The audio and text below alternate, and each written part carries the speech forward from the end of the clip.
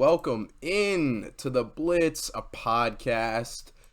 I am your host, Mr. Kane Schwartz, and I'm joined by two dudes who are just as hype as I am over this most historic trade deadline. How we feeling, boys? Jaden, I'll start with you. Your team made some moves today. Yeah, I feel pretty good about what we did. Obviously, moving Claypool, adding William Jackson, a second-round pick. Sucks to see him go, but pretty happy with what we got back, and I'm sure we'll get into that in a little bit. Oh, yeah, for sure. And Tyler sits in position on the floor. If you're wondering why he sits in this position and you're watching the YouTube, it's because we made a bet last week live on the podcast that I bet that Tom Brady would not finish as a top 12 quarterback this past week. And Tyler said that he would, and we bet 20 push-ups for the loser. So without further ado, we're going to watch Tyler North do some push-ups on the Blitz podcast. Go ahead. Yeah, I hope you guys still have some conversation when I'm doing this because it might take a minute. But yes, I am a man of my word, and Dead silence only. I will own up to the bet and the considerations that are with it. You should give us your thoughts on the TJ Hawkinson trade while you do your push-ups. Maybe. Yes. All right. Let's do it. Wait, I can't keep my headset on when I'm doing it, so TJ Hawkinson's going to have to wait. God damn it. Dude, fucking Jaden skipped out too, man. 4, 5, 6, 7, 8, 9, 10, 11, 12, 13, 14, 15, 16, 17, 18, 19, 20. Nice. Let's go. That was quick. That was efficient. 10 out of 10 on the form. Good shit, man. Appreciate it. I'm hoping I won't have to do that again. Let's make another bet this week. But yeah, we definitely are. Yeah. Can't go out like that. Okay. I'm with that. But for real, how you feeling about them Minnesota Vikings? We'll dive into it a little bit later, but initial thoughts about your Vikings, man? How you feeling? Yeah, I gotta catch my breath. No, I like it. I saw that it was like there is a contingency involved where if the Vikings do make the playoffs, then I think the fifth goes to a fourth rounder or something like that. I can't be too upset with it. Irv Smith goes out 8 to 10 weeks, with the sprained ankle. He heads to IR, so the need is there for a tight end. I mean, he's probably the best one that you're going to get, either him or I know Jaden's talked about Gesicki, but I'd probably rather have Hawkinson over Gesicki. And I think he's going to fit in really well because he does do a lot of things in the run blocking as well. So yeah, I'm pretty happy about it. I can't complain. Fuck yeah, man. And on my side, the Commanders did some selling of Willie Jackson, posted it on my story. Don't let the door hit you on the way out. You were a giant waste of money, my friend. But with that, let's dive into a full-on NFL trade deadline recap of the biggest trade deadline in NFL history, and it's not even close. So, we start with probably the most surprising trade of the day, by far, in my opinion, and that is Calvin Ridley going to Jacksonville. This is a guy that was thrown in a lot of trades last year, but this was a name that wasn't thrown around at all this trade deadline. To be honest with you, I didn't even know if he was eligible technically for a trade, being that he was suspended, but obviously he was. It's an interesting return for the Falcons as they they trade away Calvin Ridley in exchange for a conditional draft pick. It starts at like a 6th, but it goes to a 6th and then multiple steps, and then it eventually gets to, if he signs a long-term deal in Jacksonville, it turns into a second rounder. So what are we thinking about this, boys? Does this make the Jags division favorites going into next year? Tyler, I'll start with you, man. I don't know if it makes them division favorites. I haven't seen enough from Lawrence yet. This is a guy that we were expecting to really flourish this year under Doug Peterson's leadership and his mentorship. And they started out hot. I think they were 2-1 after they beat the Chargers out in LA. But the wheels have kind of fallen off here lately. And it was capped with the loss this week in London to Denver. Trevor Lawrence had a terrible mistake late in that game that ended up costing his team the game. I just haven't seen enough from him yet for me to put them as a division favorite, even if it is in the worst division in football. I mean, NFC South can make their own case for that as well, but I'd probably still label the AFC South as the worst division. Derrick Henry's still going to be there. I don't think he's going to go anywhere. And that man is just, he's a manimal. He really is, dude. You just give him the ball. He controls the clock. He doesn't allow the other team to do what they need to do on the offensive side of the ball. And as long as he's in that division, look, I ate my slice of humble pie with the Titans. I was completely wrong. It's Derrick Henry. Derrick Henry is he is him. He is the man. He's going to run that team right into the playoffs every single year, no matter who's playing quarterback. He has ran them into the playoffs every single year, but I think I mean he has no signs of slowing down so far this year. Like, don't get me wrong. Right. But this was the year that I personally was like, maybe he won't be able to do that because he was coming off of an injury for the first time in his career, and I think that's why I was a little hesitant. But now I'm just eating my own words is basically what I'm doing. The better and better they continue to do, and the closer and closer they get to this division title. Yeah, I'm saying that because they're starting to run away with that division. Fair enough. Jaden, do you think this puts the Jags in nice position to be division favorites next year?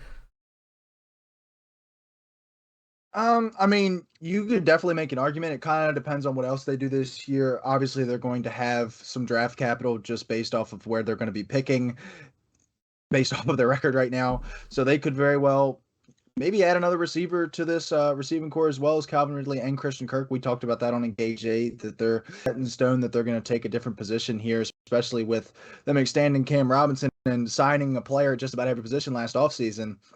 I don't really see a bigger hole on this team than yet another wide receiver, and that's what you want to do in this NFL. You want to load up on these guys and have the most chance to get an elite receiver.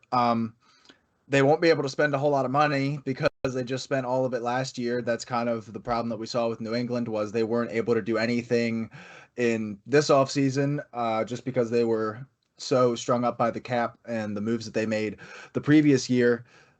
Probably with just Ridley alone, based off of what I've seen so far this season, I would say no. But another offseason where they can maybe make some moves around Trevor Lawrence, another offseason for Trevor Lawrence to improve, and a second half, hopefully, for Trevor Lawrence to improve, and I could definitely see them being a favorite next year.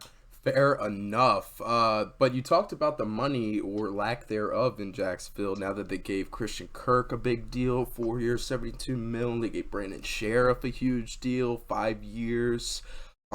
But Calvin Ridley, since he was suspended this year, we were talking last week about what wide receiver was going to get that big contract next. And I think Calvin Ridley is kind of the guy that we forgot about a little bit just because he wasn't playing this year. Didn't he get an extension already in Atlanta, however?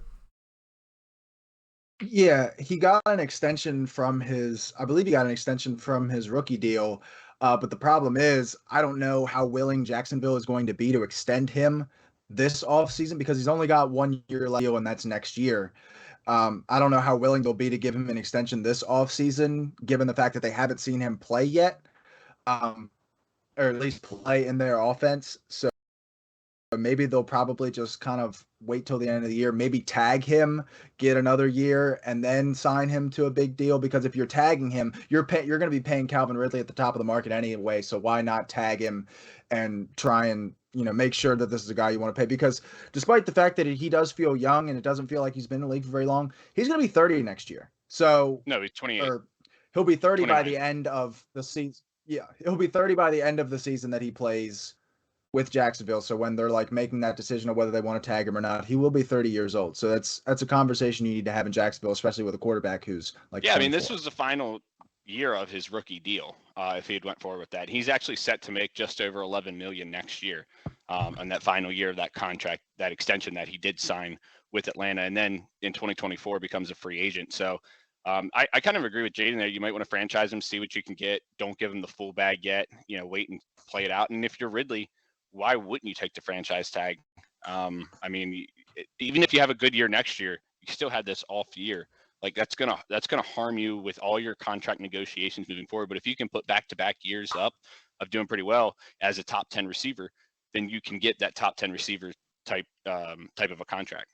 See, the argument for giving him the contract now or possibly this offseason, I think, would be you see that the mega dollars that guys like DK, guys like Terry, guys like, I mean, Tyreek Hill's on another level, Devontae's on another level, but you've seen what these Debo, like, you've seen what these wide receiver contracts look like now. They're extremely high, a lot higher than the last time that Calvin Ridley signed his contract. So, you know, if he plays well next year, that you're going to have to give him that Debo, DK, Terry, Devontae, Tyreek kind of money, like a lot of money, because the wide receiver market has been reset by that. So I think you can go to try and buy low right now so you don't have to pay that sticker price that we've seen this offseason and so far this year. So here's my argument against that is he's going to be making 11 mil next year. So how much more of a contract are you going to give him that's going to entice him to sign that contract? And B, those guys that you were talking about are all younger than Calvin Ridley. You have to keep that in mind as well as that, like Jaden said, he's going to be 20. Tyreek signed a 20 next Tyreek and Devontae aren't, but yeah. But I think they're the Debo, DK, Terry are all younger than him by a couple years. Right. So Devontae and Tyreek, I think, are top 10 wide receivers, no matter how much.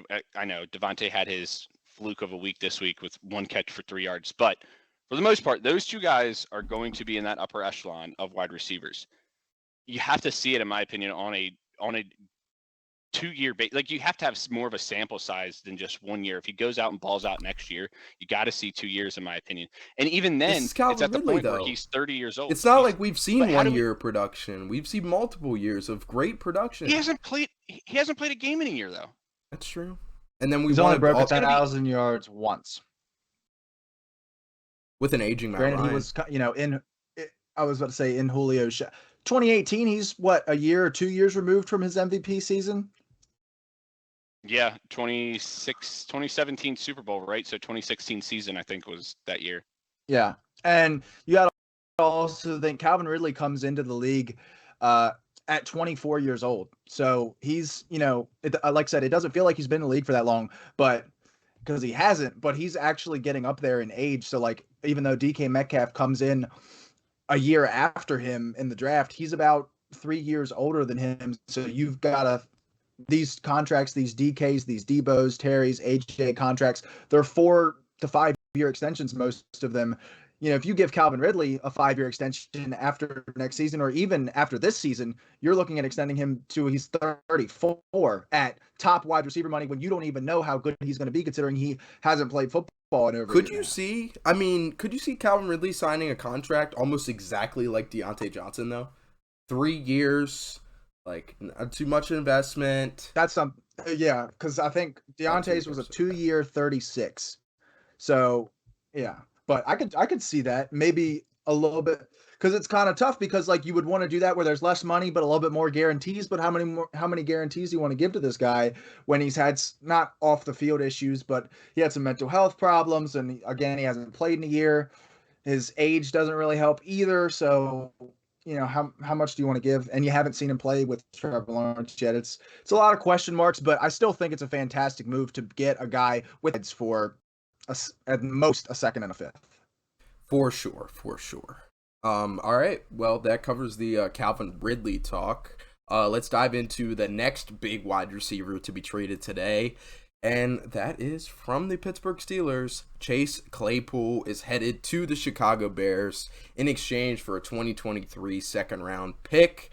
I want to ask you guys, and I'll start with Tyler. Does this move the needle enough to give the Bears a possible shot at the playoffs this year in a wild card spot in the NFC that is extremely underperformed? They're 3-5. They're tied with the Packers right now. The Packers have a 26.7% chance to make the playoffs. The Bears have a 4% chance, according to Football Outsiders. But I think we need to be giving them more credit. What do you think, Tyler? I don't give them much chance to make the playoffs. I know that they're right there in the thick of it with teams like the Saints, the Cardinals, the Packers, the Bucks, and the Rams, as far as teams being under 500 that are going to be vying for that spot. But ahead of them, you've also still got the Niners, the Commanders, the Giants, and Cowboys, who are both probably going to get wild card spots. I got to look at it in the sense of you've got the Giants and Cowboys that are probably going to be 2 wild card spots, and then there's one more up for grabs, and I think it's either the Seahawks or the Niners. So I don't think that there's really any shot. And not only that, they just traded away their whole defense. Like they have the Cowboys put 49 points up on them. I know 42 because of the Micah Parsons fumble return for a touchdown went to their defense, but like 42 points in an NFL game where the over-under was at 42.5 and the Cowboys hit it by themselves is absolutely ridiculous. This defense is the reason why I can't put them into any category of like playoffs or playoff contention. They just don't have it. And Chase Claypool isn't going to change your team. Fuck no.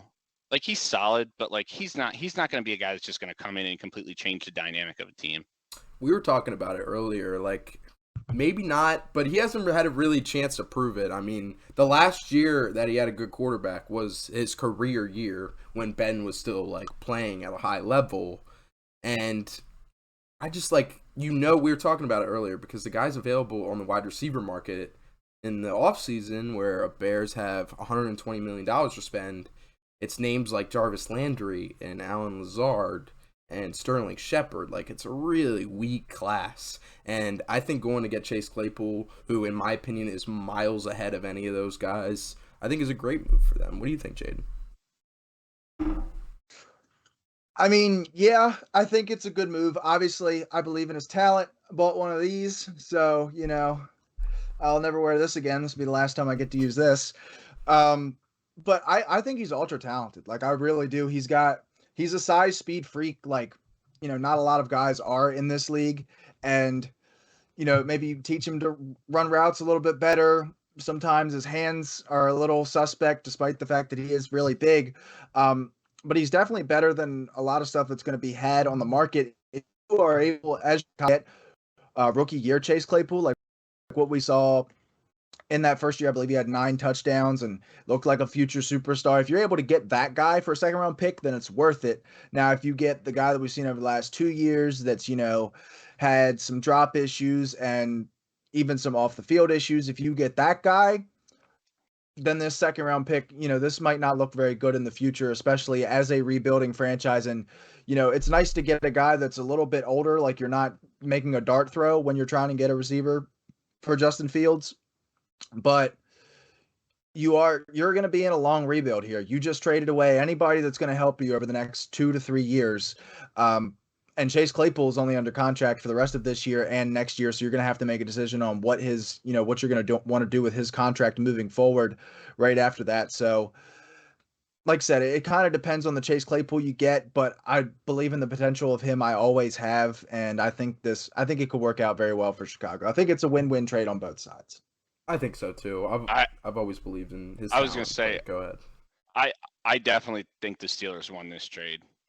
You're getting the second round pick that's going to be in the 30s for a guy that, like you said, over the last 2 years really hasn't done much, if anything. So I think it's a great trade on the Steelers end, especially because you didn't have him in your future plans. I think that most Steelers fans can agree to that. That once his rookie contract was up, it was like, all right, cool, you're out. So I think that the fact that you get a second round pick for him is huge. And talking about a team that you've got a lot of pieces that you've got to fill in. You've got a lot of pieces that you need to fill. This is exactly how you do it, is by building up draft capital. For sure. All right, let's dive. Because they're gonna, because the Steelers are gonna have 3 picks probably in the top 40. I mean, that's pretty much how I would look at it. And you saw what the Jets did this year with Sauce Gardner and Breece Hall and Jermaine Johnson. I mean, they went out and did what they had to do in those top 40 picks, and it proved it's paying dividends. I know Breece Hall obviously had the terrible injury, but that's how quickly you can rebuild a team. Yeah, and I mean, Jaden was talking about it earlier. There's some sexy wide receiver candidates in this year's draft as well. Want to elaborate? Yeah, you've seen it over the past couple of years. You've seen Joe Burrow link up with Jamar Chase. You've seen Tua link up with Waddle. You've seen Hurts link up with Smith. Jordan Addison's going to be in this class, and he put up numbers. I believe he won the Blitnikoff Award with Pickett. we will have a receiver to fill, because you think about it, you think, oh, we have this great deep receiving room, and Calvin Austin, I believe he missed the deadline of some kind to get reactivated after being injured during camp, and he's not going to play this year. So now Miles Boykin is effectively our wide receiver 3 moving forward. It's between him, Steven Sims, and the white guy that we have returning kicks for some reason. Gunner something. I don't know how to say his last name. From the Patriots. Yeah, I was about to say, from New England. I'm not even going to try. But like, I think that would be pretty cool if we were able to get Jordan Addison. We obviously have an eye for receiver talent and have over the last few years. I mean, you just think about all the receivers that we've churned out over the last, 8-10 years. If we can bring Jordan Addison in there, pair with Deontay Johnson and Pickens, I would like the direction of that. Obviously, offensive line still a concern. Corner, despite the fact we'll obviously get into Willie Jackson here in a second, that's still probably going to be a concern regardless of how well he plays down the stretch. But it was a much needed move because we need a youth influx. There was a point today where I was like, I would not be surprised if we move Cam Hayward today. Like, just send him off, give him because this team's going nowhere. I wouldn't be surprised if we end up moving him in the offseason as well. He's only probably got 2 or 3 years of like productive football left, and 2 to 3 years from now, we might finally be starting to be good again. Fair enough. Last thing I'll say is I feel like I'm higher on, me and Jaden are higher on Chase Claypool going to the Bears. You put him with fucking Darnell Mooney. Now you've got the deep ball threat and the big physical wide receiver. It's the same dynamic that he had in Pittsburgh with Deontay, essentially. For sure. I like it a lot for the Bears, and Justin Fields has looked like a different cat these past few weeks, so I like the direction that the Bears are going. But let's move on to their division rival and Tyler's very own Minnesota Vikings, making a move for one of the best tight ends in the game right now, and that is TJ Hawkinson, headed from Detroit to Minnesota. The details of that one, it was TJ Hawkinson plus 2 future 4th-round picks in exchange for a 2023 second and a 2024 4th-round pick. You look at this on the surface, bro, this looks like a really fucking shitty return for the Lions. I mean, TJ Hawkinson is a former 1st-round pick, man, and you're trading TJ Hawkinson plus 2 4th-rounders for a 2nd and a 4th? I don't get it at all. I think it's the worst trade of the day, in my opinion. What do you guys think? To a division rival, too. Yes. Who's your direct competition. And he's on contract not only this year, but next year as well. I know he's got a $9 million cap hit for next year. But, yeah, like I said, with Irv Smith going down to injury, the Vikings were like, hey, we got to act now. Jaden has brought up Gesicki, I feel like, for the last 2 to 3 weeks with them. I never even thought about Hawkinson, but it makes total sense.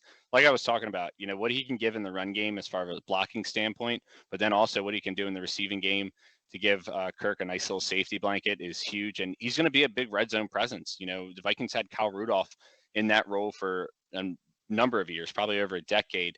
And now you've got that bigger target once again in the red zone. So I love it. I think it only makes this offense that much more explosive because Jefferson, Thielen, Hawkinson, Dalvin Cook, Madison as well, and then Kirk at the helm. I really like this offense, and we've seen it. The Vikings can score points. It's whether or not their defense is going to be able to get key stops that's going to dictate their postseason success. Hell yeah, I like this a lot for the Vikings. You'll be able to open up the play-action game a lot more. You've seen that recently. And Alexander Madison looks like a fucking dog. Dalvin Cook looks like Dalvin Cook. So that running game is going to be awesome. And TJ Hawkinson, former Iowa tight end, loves to go out there and block.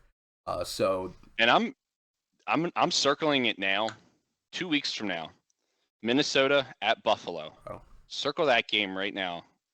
I don't know if the Vikings are going to win that game. I still expect the Bills to win that game. But if the Vikings can at least show up, and it's a 1:00 game, so no Kirk Cousins primetime bad juju is going to be going on. We'll see what the weather does too, because that's a whole other factor. But they can go toe to toe with this Bills offense. It's whether or not the Vikings defense is going to come up with any stops in that game.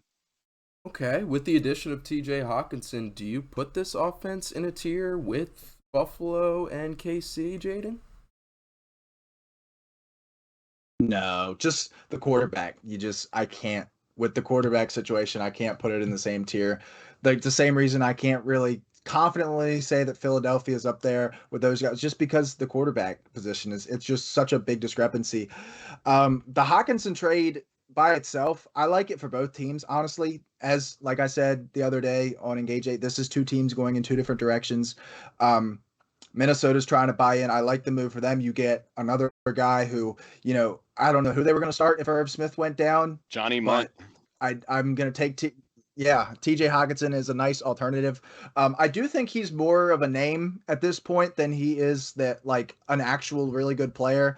I think there's like a clear tier of like Kelsey, Andrews, Kittle, and then like Waller and Pitts, and then TJ Hawkinson's kind of like in this area of like Dallas Goedert, Dalton Schultz type of player. Obviously, he does add a lot in the run game, run blocking for a Vikings offensive line that has been as good as it's been in a long time, with the exception of Ed Ingram. So you add a guy in there that can help that at tight end. I think that's a big win. And then for Detroit, look, the fact of the matter is, despite the expectations that some people had for them this year, they're not winning anything this year, and they might.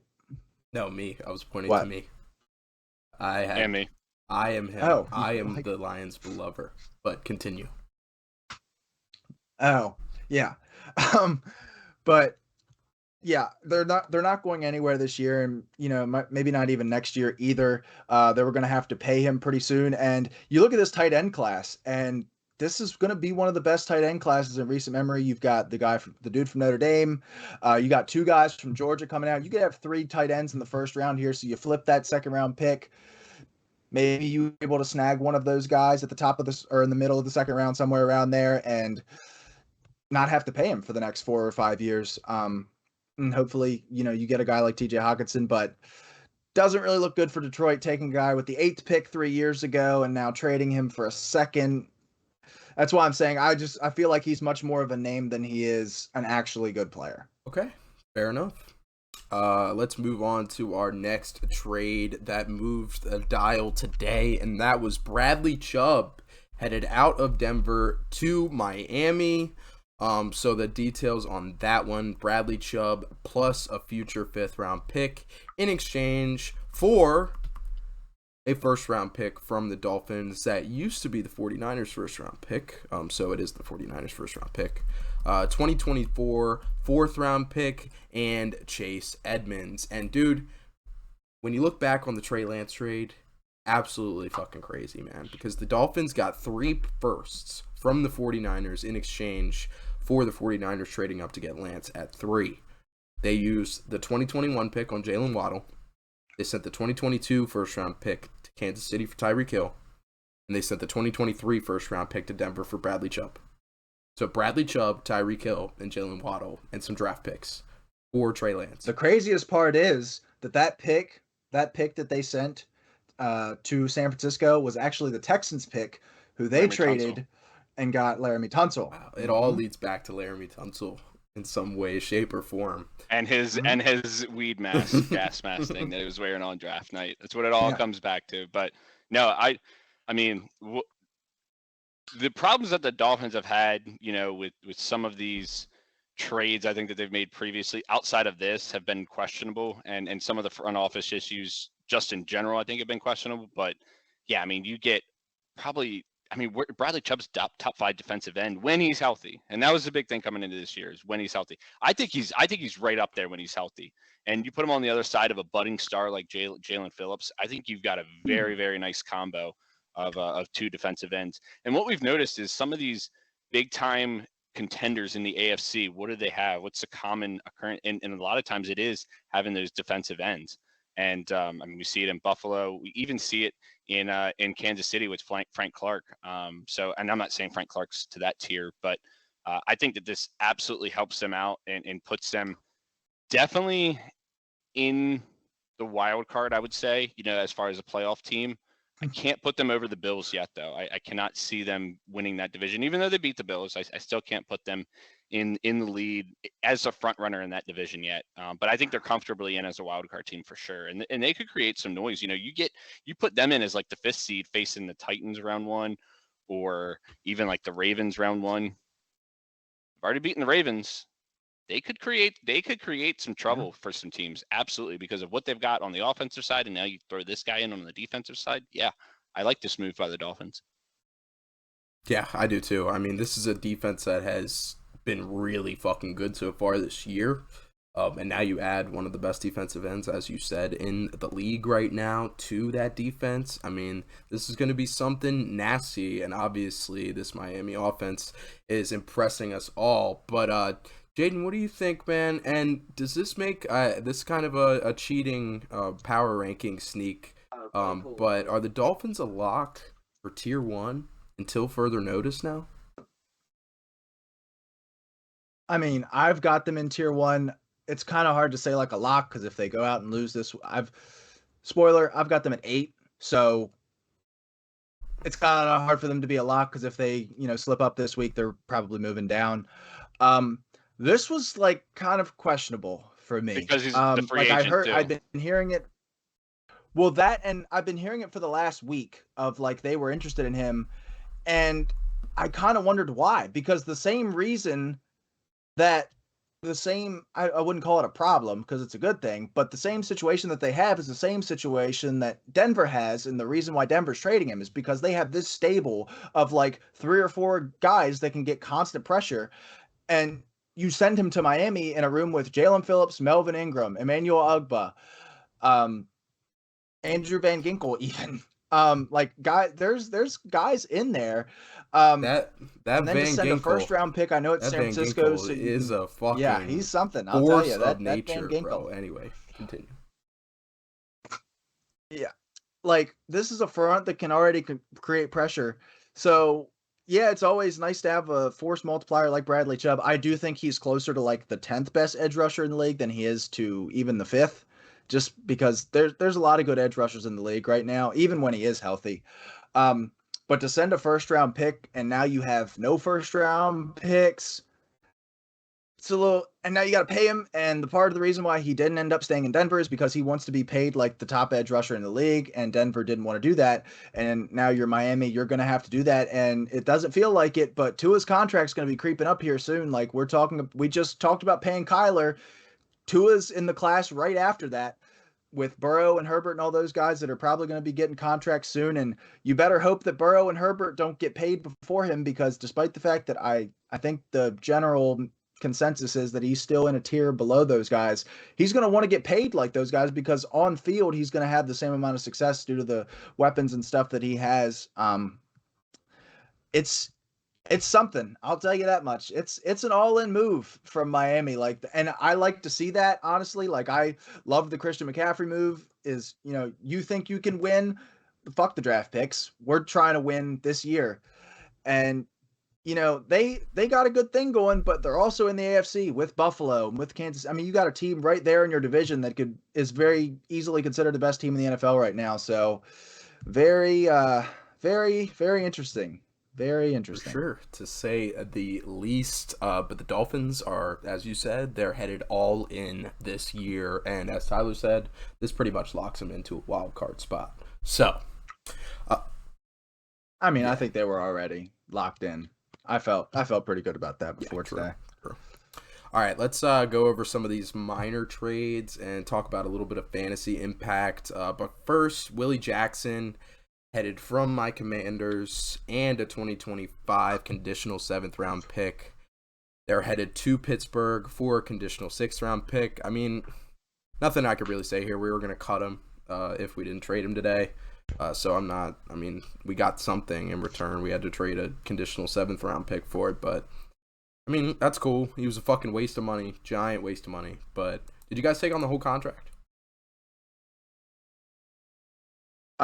I still haven't seen anything about that. Um, I'll look, but even if we did, I don't hate the move, honestly, because we're acquiring him for practically nothing. Like the difference between a 6th and a 7th round pick is roughly a 7th round pick, and I'm not worried about that, especially when he hasn't looked great as of lately, but he's shown elite in the past. Like it's pretty distant past, but it's there. And if we can unlock some of that moving forward, I think that's something obviously you just saw AJ Brown light us on fire. Um, on Sunday, and receivers have been doing that for the last 3 or 4 years now. We just can't seem to invest in the corner position, so it's nice to see we finally make some move for a defensive back. For sure. All that needs to be said there, basically. Next trade on the minor side, the Colts trade Nyheim Hines to the Bills in exchange for Zach Moss and a conditional 6th-round pick. As far as fantasy goes, I think this opens up Jonathan Taylor. I think he's back. If he's healthy, I think he's back because the Colts just fired their OC today. And coincidence that, I mean, it was the trade deadline today, but coincidence that the same day you fire your OC, you trade Nyheim Hines away. It seems like the only guy in the Colts building that actually liked Nyheim Hines touching the ball was the offensive coordinator. And now he's out of town. You'll actually give the ball to Jonathan Taylor now. They do bring in Zach Moss, but he's more of an in-between the tackles guy. So I like it a lot for the Bills, or for the Colts. It sets them up for kind of that hard-nosed, run the ball down your throat kind of style instead of forcing yourself to dump it off to Nyheim Hines for some weird reason. But Tyler, what do you think?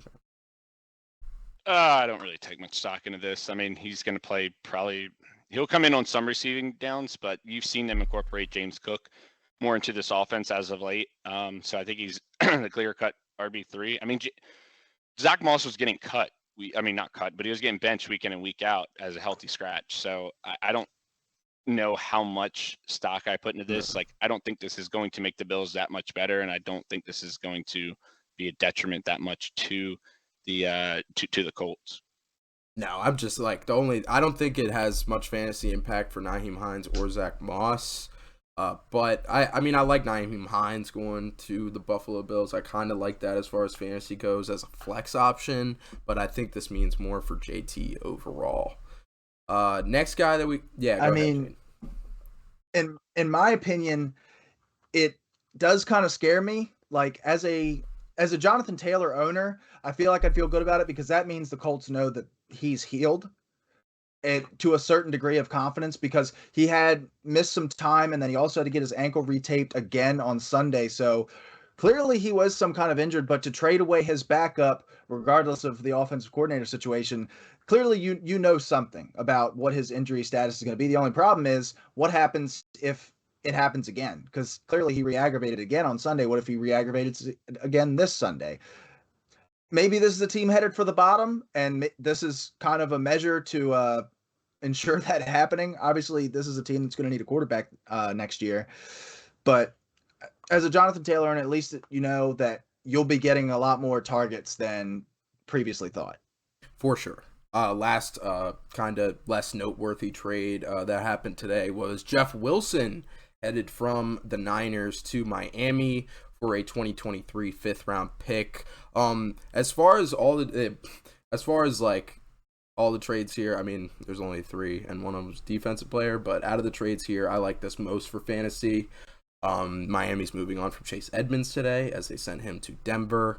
They paid him in the offseason, so they've obviously thought something of him, but not anymore. And Raheem Mostert hasn't really worked out as a back in Miami so far. But Jeff Wilson, he's looked really good stepping in for Elijah Mitchell while he could, and then 49ers traded for CMC, and you don't need a guy like Jeff Wilson anymore. But the Niners, I didn't expect them to trade a guy like Jeff Wilson because they've always wanted that. But now Elijah Mitchell's going to be that number 2 back, so I guess that makes sense. Poor fucking Raheem Mostert, dude. He cannot escape Jeff Wilson. Jeff Wilson was his backup on his ass the entire time in San Francisco, and Raheem Mostert was the sole RB1 for about 20 minutes today, and Jeff Wilson just comes and is like, I'm back. And I sent a trade offer to somebody for Raheem Mostert, and he turned me down, and I was like, I took it back. You know what? I took it back because I think they're going to make a move, and lo and behold, they did. There we go. Fuck yeah, that. I think if anything, if you have Jeff Wilson and you were just kind of clinging on to him to say, hey, you know what, maybe something will happen. Now's an opportunity for you to sub him in for a bye week. But I think he's still the backup. I don't think that's questionable. I think Mostert has taken over this RB job. But yeah, because Elijah Mitchell is going to be coming back, so Jeff Wilson was going to be the third string running back basically in San Francisco once Mitchell comes back. So now if you're a Jeff Wilson owner, you've at least got some hope that you can get something out of him, some kind of production. Yeah, I mean, no running back has really popped out for the Miami so far this year, and I think Jeff Wilson will be the guy to do it. So I think Jeff Wilson is easily the number one running back in Miami now. We've seen what Raheem Mostert has done so far this year. Really, dude, Mostert's been Mostert's been killing it. good. Mostert's been good, but Yeah. Jeff Wilson was better, man. Like, he was a lot better. Ah, I don't Was agree he? with that. We're gonna agree. yeah, I was about to say, especially walking in. Okay, yeah, let's Mostert. look at the stats. Let's look at the stats. All right, how about this? Next 3 weeks, I think Mostert will have more points than Jeff Wilson. Oh, okay. All right. Well, no. Next week, coming All off right, the all trade. right, all right. You're a I'll sneaky excuse bastard. that. I'll excuse that week. I'll say this week Ooh. won't be included in that. After this week, the next 3 games that the Dolphins play, because I don't know when their bye week is, Mostert will have. So that is weeks 10, 11, and 12, maybe 13, depending on when their bye week is. Mostert will have more points than Jeff Wilson. Loser has to eat a jalapeno on air. Okay. I'm with that. Let's do it. That's the What? easiest bet I've made in my life. Okay. I had the report set to defense on accident when I looked up Jeff Wilson's PFF grade, and I was wondering why it said played no weeks, but he actually played 1 defensive snap last year for the Niners. Hey, dog. So that's maybe that wins him the starting job over Raheem Mostert, is that he can do a little Jabril How about you Peppers tell me action. what the PFF comparison is between the two this year? Okay, I've got 67.4 for Jeff Wilson. And I'm not going to tell you if it's lower for Raheem Mostert. 67.7 for Raheem Mostert. Let's go. Bro.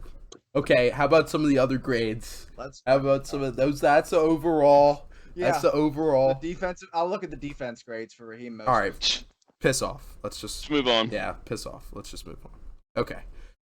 Actually, all right. So that does it for all the completed trades today on the trade deadline. But let's talk about some of the trades that didn't get done and some of the teams that didn't make moves today, because there's a decent amount of them, decent amount of surprises that came out today. I'll list off some of them on my side, and then if you guys have any other ones, but we'll just tell me what your biggest surprises out of the list like this. Brandon Cook stays in Houston. We were talking about it on Gauge 8. He seemed very upset about this. The Texans were working with him to make a trade happen, and he was like, today's the day that I get traded on Twitter. And then right after the deadline, he tweets like, you shouldn't be playing with my career like this, man. Like, I mean, you shouldn't. Like, it's fucked up. But Brandon Cooks stays in Houston. Kareem Hunt did not end up on the block today. He stays in Cleveland, and I really thought he was going to get dealt because he looked really good last night, and I imagine that a lot of teams were calling, but maybe that kind of swayed Cleveland's mind. Kareem Hunt looking that good on Monday Night Football.